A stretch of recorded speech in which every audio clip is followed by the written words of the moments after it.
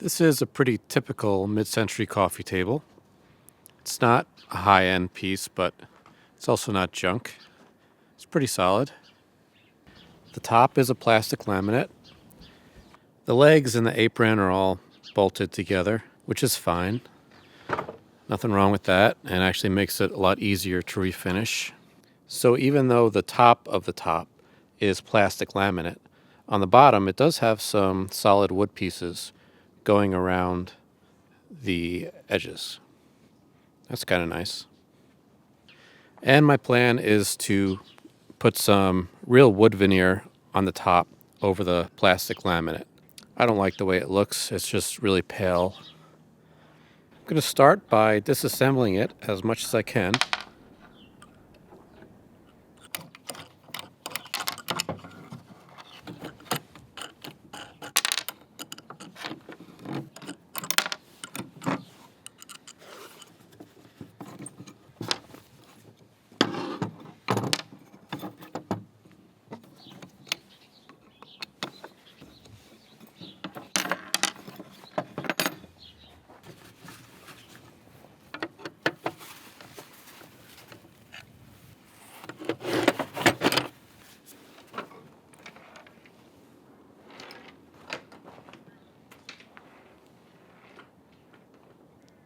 Before I apply the new veneer, I want to sand with 80 grit sandpaper the surface of the table just to get rid of the gloss.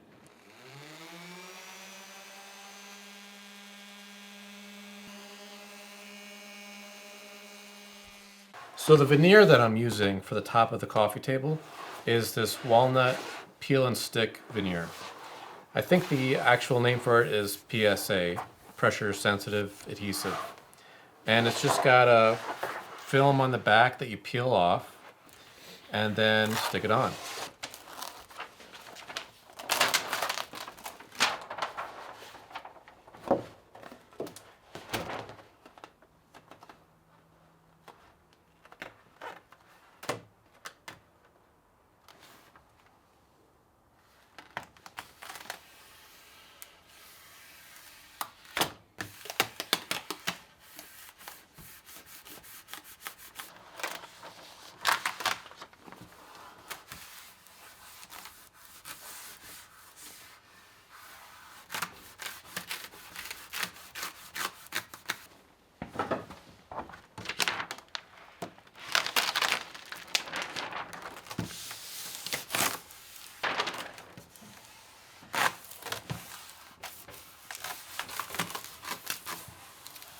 Okay, and then I'm going to take this piece of wood with a curved edge on it and make sure it's pressed down firmly.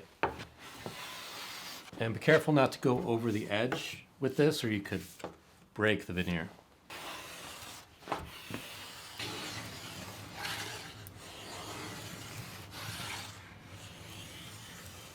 Next, I have to trim the excess veneer from the top. And I already did most of it with a utility knife blade, but the rest of it I'm going to get with this router bit. And it's a flush trim bit, so it has a bearing on it that will ride along the edge of the table. And then there's just a tiny bit of the blade sticking out, and that will trim the veneer flush with the tabletop.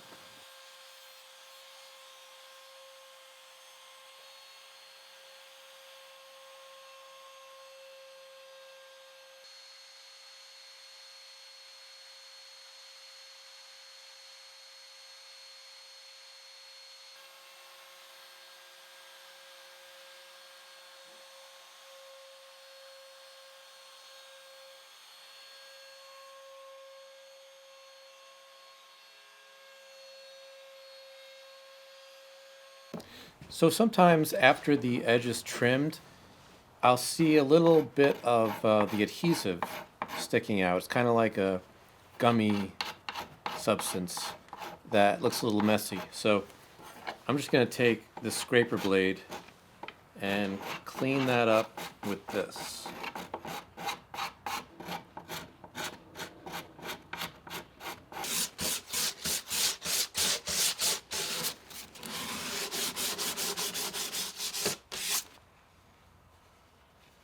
And now I can start removing the old finish. Okay, I'm going to try scraping this off first, and hopefully that works.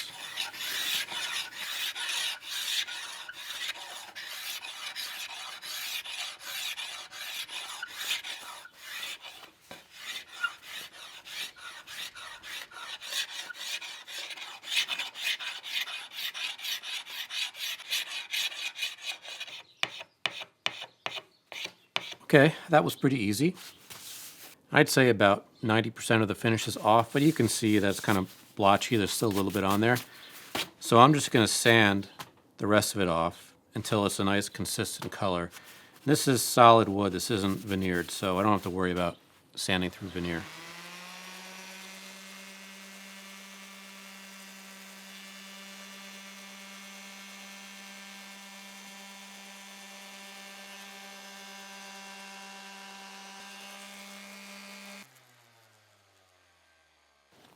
Okay, so that was, I don't know, less than a minute of sanding, and it looks like it's already looking good. So let's wet it down a little bit so we can see the true color and see how it looks. And that was 120 grit sandpaper. Yeah, it looks good. It's pretty much even now as far as the color. It's not blotchy. It is a little bit darker here, but I think that's just natural darkness in the wood. So I'm gonna do all of the rest of the pieces just like this.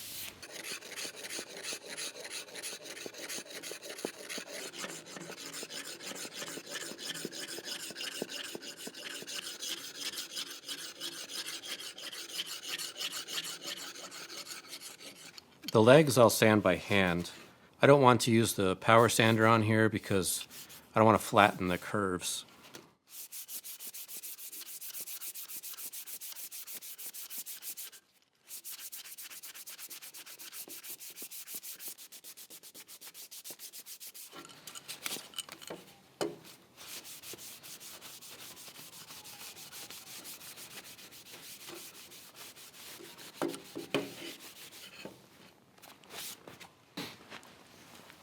This piece is missing a little corner here.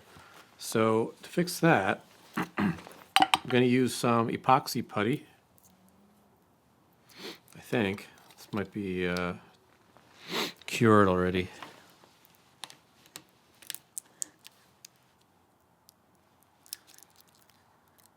Actually, I'm not sure if this epoxy putty is good anymore. It feels pretty hard. But the way it's supposed to work is you mix the two parts together. There's two parts in there. And then you have, I don't know, maybe 5-10 minutes to work it. And then you let it dry and it gets nice and hard, and then you can sand it. So not sure if this is going to work, but I'll give it a shot.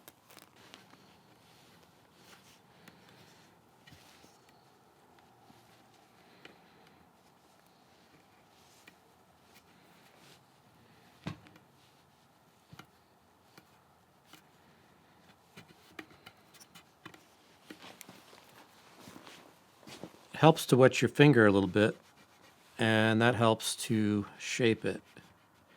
I'm just rough shaping it now, and I'll clean it up later after it's dried. Looks pretty good. Well, I had to come inside because it's time to apply the water-based dye stain. And it's too cold outside for that.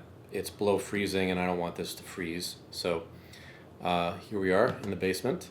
And I've got the apron pieces here. And as you can see, the apron is a different color than the walnut veneer on the top. And the legs are also a different color. I don't have them here, but and I like to have the whole piece usually kind of a uniform color as opposed to high contrast look. So I'm gonna try this dye stain over everything to try to get it kind of a cohesive color. And I made this just by putting some of this dye into water. And this particular jar is actually a combination of some different stains that I had mixed a while ago, and I had them left over, so I just poured them all into the jar. So it's kind of a grab bag of stain, and I'm not really sure how it's going to look. I have a general idea that I think it should look pretty good, but I don't know. Give it a try and take it from there. And I did apply water to all the pieces first and let it dry, and then sanded it smooth with 180 grit sandpaper. So that way, hopefully when I apply the water-based stain, it won't raise the grain and make it fuzzy, because I already did it with just plain water.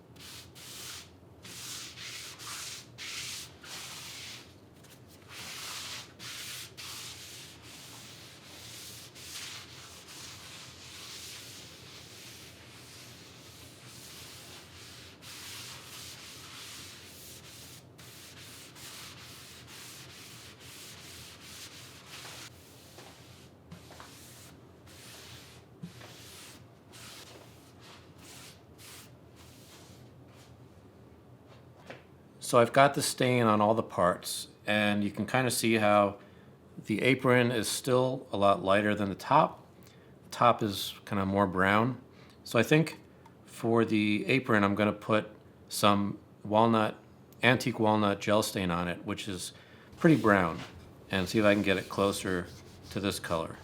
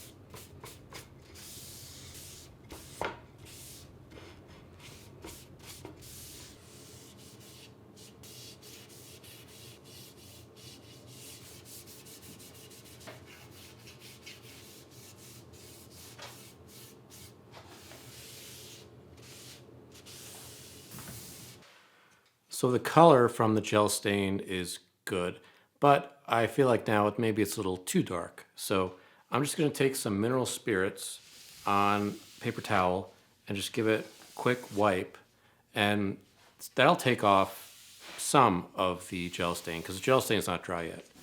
So it'll take some off and it'll leave some on there.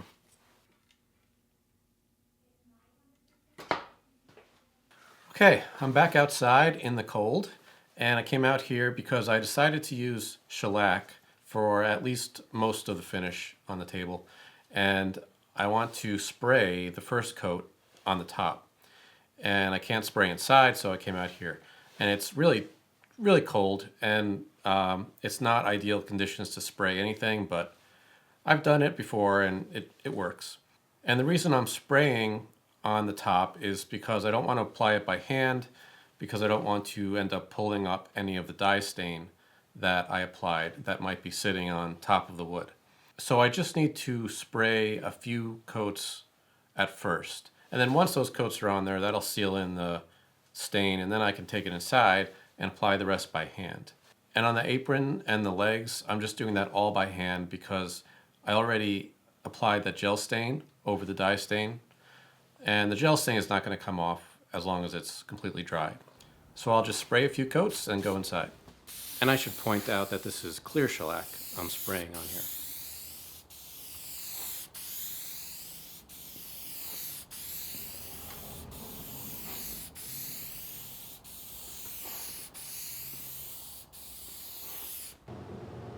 And now I can just wipe on the rest of the shellac.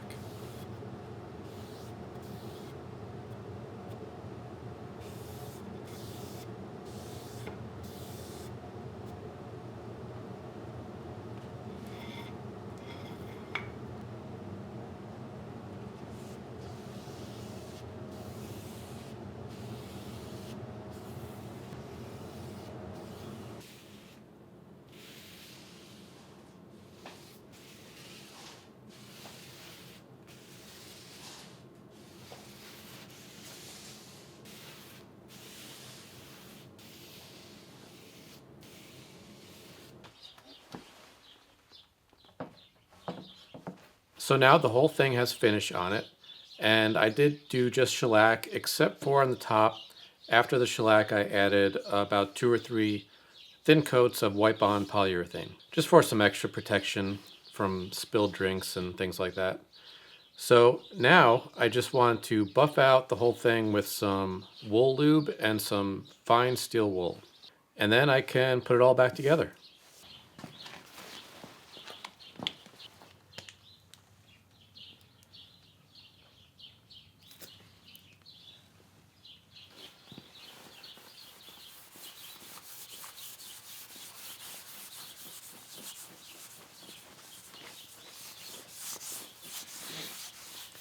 I think it might be a little too cold out here for the wool lube. It's only 1 degree above zero here. It's turning white. I don't know if it's maybe freezing. I shouldn't do that. So I'm gonna bring this inside.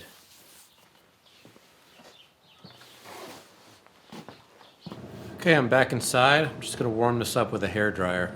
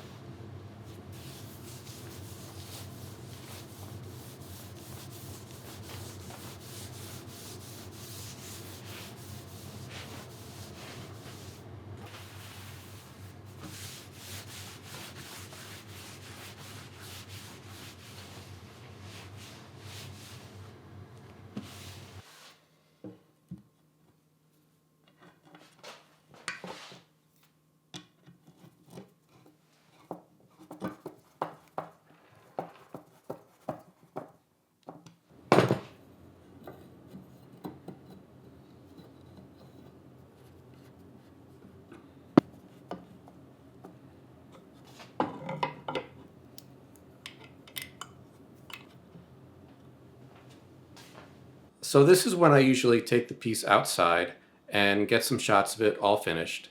But it's really cold out there, it's below zero, and I am going to go out there and get some shots of it. But first, I noticed that the lighting in here is actually very flattering to the top of the coffee table at the moment. This light just as it is right now.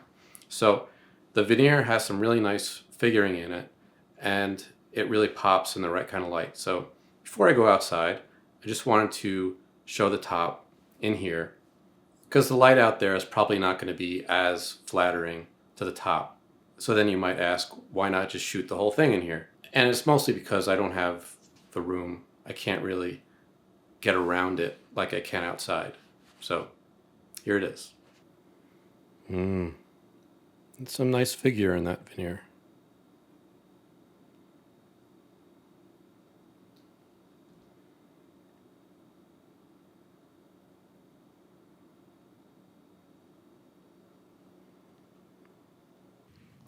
And here it is, all finished.